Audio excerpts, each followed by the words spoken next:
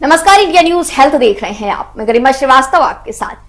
चीन में कोरोना का कहर बढ़ता ही जा रहा है। आईसीयू मरीजों से खचाखच भरे हैं। चीन की सरकार दिन रात दवाओं का उत्पादन कर मेडिसिन की कमी को दूर करने में लगी हुई है। सरकार ने आइबुप्रोफेन और एसिटामिनोफेन जैसे दवाओं का उत्पादन 4 गुना बढ़ा दिया है। लेकिन कोरोना से जंग के मोर्चे पर चीन की चुनौतियां कम नहीं हो रही। मरीजों के सीटी स्कैन में व्हाइट लंग्स के रूप में चीन के सामने नई चुनौती आई है। इस बीच खबर आई कि इस बार संक्रमण से प्रभावित कुछ मरीजों में व्हाइट लंग्स के लक्षण पाए गए हैं।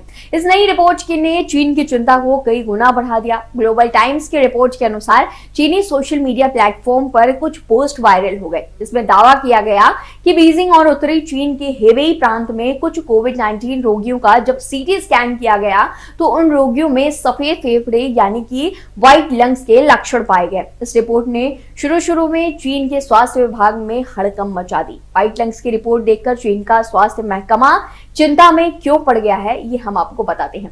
दरअसल कुछ पोस्ट में दावा किया गया है कि सफेद फेफड़े का मिलना इस बात का संकेत है कि ये मरीज ओमिक्रॉन वेरिएंट से संक्रमित नहीं थे, लेकिन वुहान में पाए गए डेल्टा वेरिएंट से संक्रमित थे।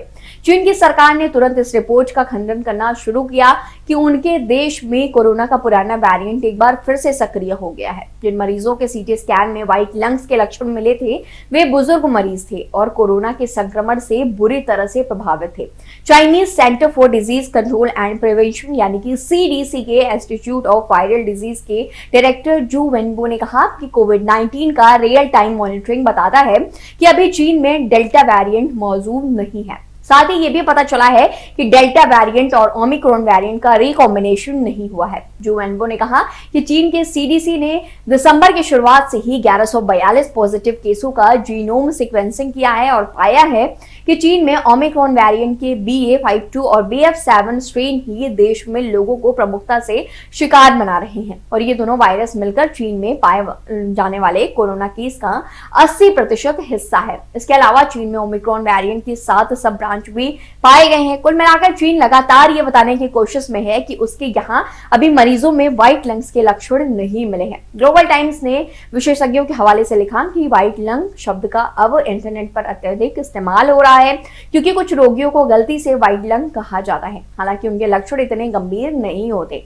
चीन के नेशनल हेल्थ कमीशन से जुड़े और मेडिकल पॉलिसी और एडमिनिस्ट्रेशन के डिप्टी हेड जियाओ याहुई कहते हैं कि व्हाइट लंग्स निमोनिया की एक अधिक गंभीर अवस्था है, जिसमें व्हाइट इमेज एरिया रोगियों के फेफड़ों के 70 से 80% तक पहुंच जाता है। उन्होंने कहा कि इस तरह के लक्षण वाले मरीजों का अनुपात वास्तव में बहुत कम है। जहां तक कोरोना की बात है तो चीन का दावा बाहर की दुनिया के लिए हमेशा से संदेह के घेरे में रहा है। इसीलिए चीन में व्हाइट लंग्स के बेहद कम केसेस हैं अथवा नहीं, इस बारे में अभी कुछ भी स्पष्ट नहीं है। लेकिन अगर ऐसे केस आ रहे हैं तो चीन को तत्काल ऐसे मरीजों की गहन जांच करवानी चाहिए और इसकी जानकारी दूसरे देशों के साथ भी शेयर करनी चाहिए। ऐसे तमाम जानकारी हम आप सभी तक पहुंचाते रहेंगे। बने रहिए इंडिया न्यूज हेल्थ के साथ। धन्यवाद।